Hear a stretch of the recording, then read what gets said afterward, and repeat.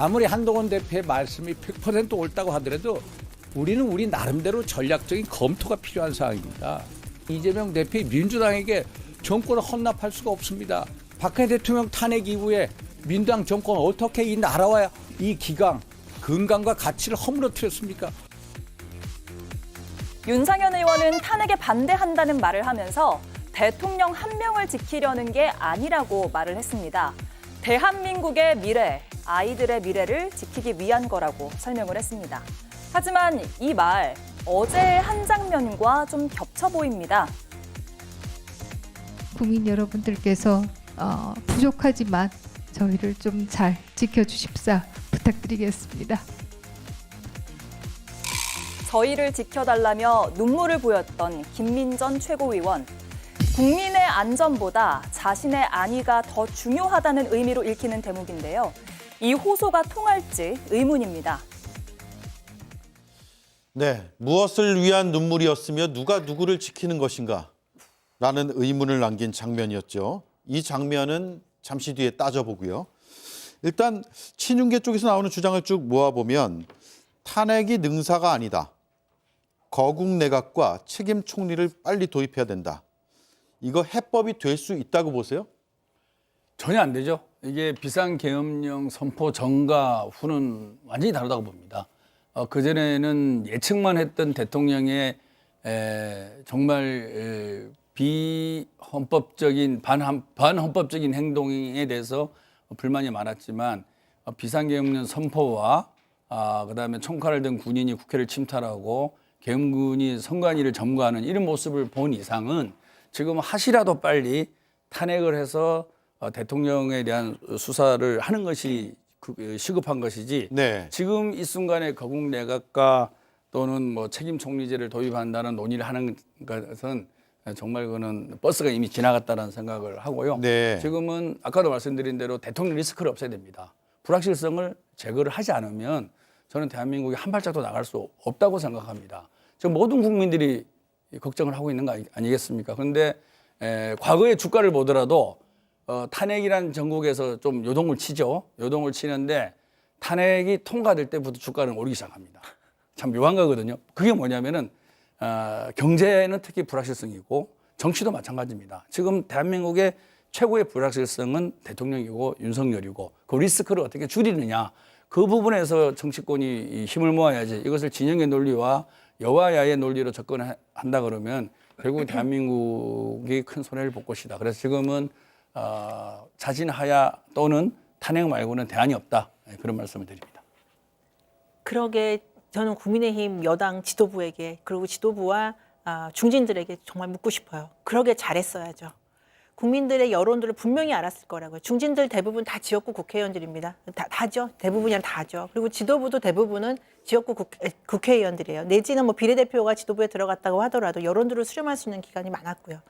이렇게 매주 여론조사에서도 대통령 지지율, 당 지지율이 정말 처참한 상황을 반복했는데도 불구하고 대통령에게 직언 한마디 못했고 대통령의 이런 오판을 하는 데까지도 본인들은 그냥 방관을 했어요. 특히 계엄령 사태가 발생한 그날 저녁 때 그 다음 날인가요? 한동훈 대표와 여당 중진 의원들이 같이 들어가서 식사를 하면서 이야기를 했다고 합니다. 네. 그런데도 그 이후에 대통령 사과 한마디, 대국민 입장 표명 한마디 없습니다. 그럼 중진들은 그때도 들어가서도 아무 말도 못했다는 거예요. 그래놓고 이제 와서 탄핵을 막아달라고, 탄핵이 대통령을 지키기 위한 것이 아니라 보수 정당을 지키기 위한 것이다라고 말하는, 저는 그 염치가 어디서 나오는지 정말 좀 화가 나고요. 그렇게 민주당 이재명 대표에게 정권 넘겨주는 것이 두려웠더라면 정말 잘했어야죠. 저는 그 말을 정말 꼭 하고 싶습니다. 네. 자, 이 시각 국회 앞의 모습입니다. 촛불이 밝았네요. 여러 구호들이 나오고 있는 것 같습니다. 깃발도 들고 있습니다. 윤석열 퇴진이라고 외치는 것으로 들리는데요. 현장음 살짝만 더 올려주시죠.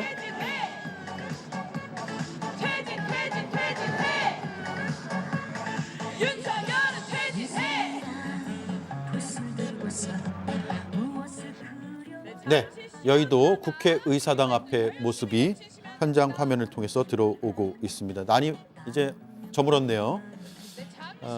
촛불을 들고 구호를 외치고 있는 모습입니다. 그리고 국회 예결위장 안에서는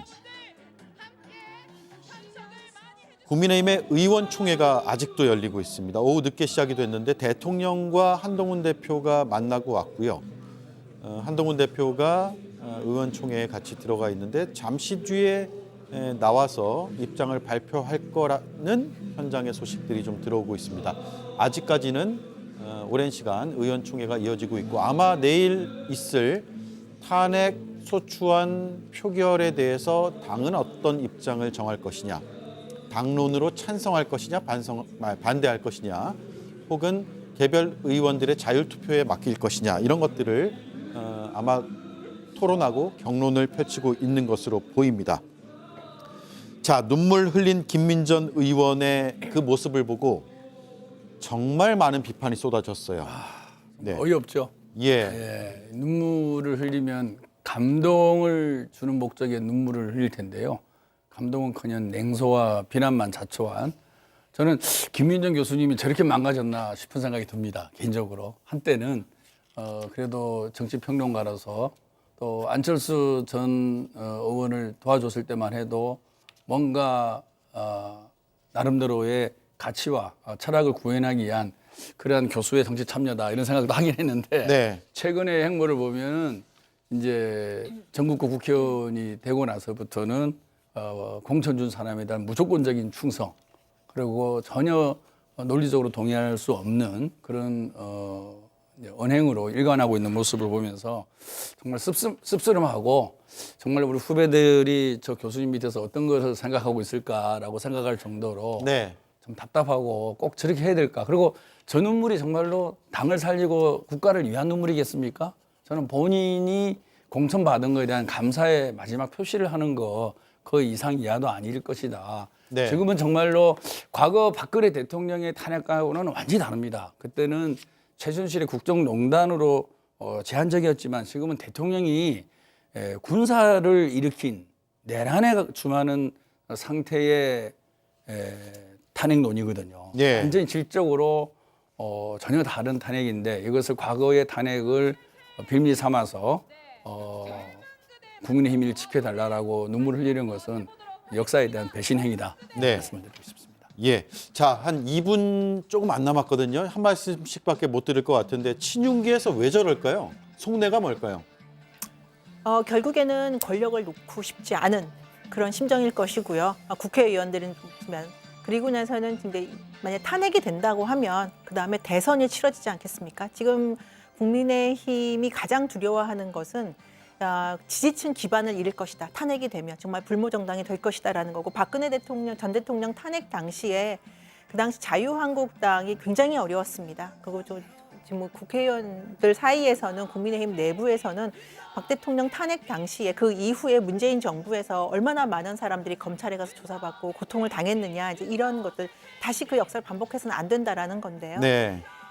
지금 아까 말씀하셨지만 지금 윤석열 대통령 관련된 문제는 계엄령이에요. 예, 군사를 동원해서 다른 데도 아니고 입법부를 장악하려고 했던 것들, 특히 수사 명단까지 체포 조까지 떴다라는 이런 상황에서 사실은 국민들께 어떻게 호소하면서 이번에는 국민의힘을 지켜주세요, 대통령 지켜주세요로 말할 수 있는 네. 어떠한 법적, 도덕적, 윤리적 근거가 저는 이번에는 부족하다고 생각을 합니다. 특히 추경호 원내대표까지 나서서 국회의원들의 본회의장 입장을 막은 상황이 지금 보도되고 있지 않습니까? 네. 이렇다면 차라리 국민의힘이 당당하게 받아들이고, 그리고 겸허하게 국민들께 사과하고 빨리 수습하는 것이 저는 다시 국민에 대한, 보수 정당에 대한 신뢰와 지지를 얻는 길이라고 생각을 합니다. 알겠습니다. 여기까지 들어야 될 것 같고요. 김병우 의원님도 수고하셨고요. 두 분 말씀 잘 들었고 다음 주에 또 어떤 상황이 펼쳐질지 지켜보겠습니다. 고맙습니다.